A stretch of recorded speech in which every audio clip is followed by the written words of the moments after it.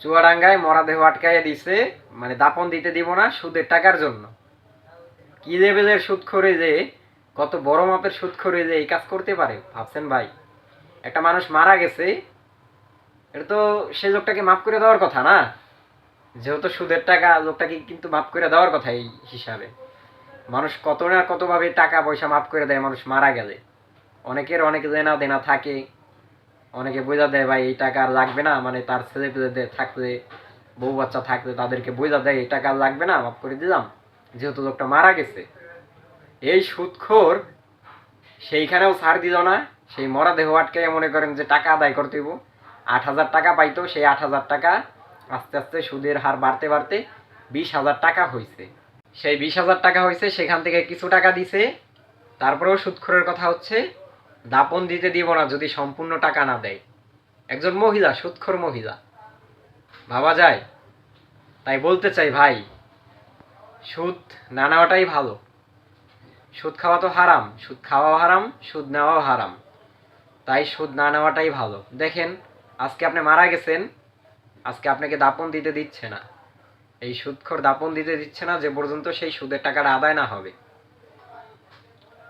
তাহলে খুব সহজেই ভাই এই সুদটা না পারলে নিয়েন না ভাই। লাগলে একবেলা কম খাইয়া থাকেন, কোনো একটা কিছু করবেন সেটা করেন না, পরে করেন, তারপর ভাই সুদ নিয়েন না। আজকে এই সুদের জন্য, ঋণের জন্য অনেক মানুষ আত্মহত্যা করে, সুইসাইড করে। কি করবে, উপায় নাই, মানে এমন একটা কলের মধ্যে পড়া যায়, তখন মনে করেন যে মানুষ সুদ টুদ নিয়া, ঋণ টিন নিয়া, তখন আর উদ্ধার হইতে না পাইরা দেখা যায় যে আত্মহত্যা করে, সুইসাইড করে। এরকম অনেক মানুষ আছে, বাংলাদেশে অনেক মানুষ আছে। যাই হোক, এটাই বুঝলাম যে সুদখোর আজকাল মানুষকে মৃত্যু হওয়ার পরেও ছাড় দিতে চায় না।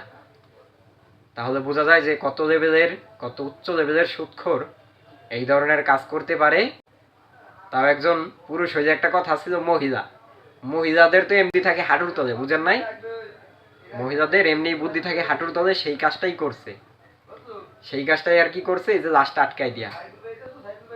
যাই হোক, সমাজের মানুষদেরকে এটাই বলতে চাই ভাই, সুদের ব্যবসা করেন না। যারা করতেছেন আস্তে আস্তে ছাইরা দেন, আর যারা সুদ নিতেছেন ভাই আস্তে আস্তে, মানে সুদে টাকা নিতেছেন, তারাও আস্তে আস্তে এগুলো বাদ দিয়ে দেন।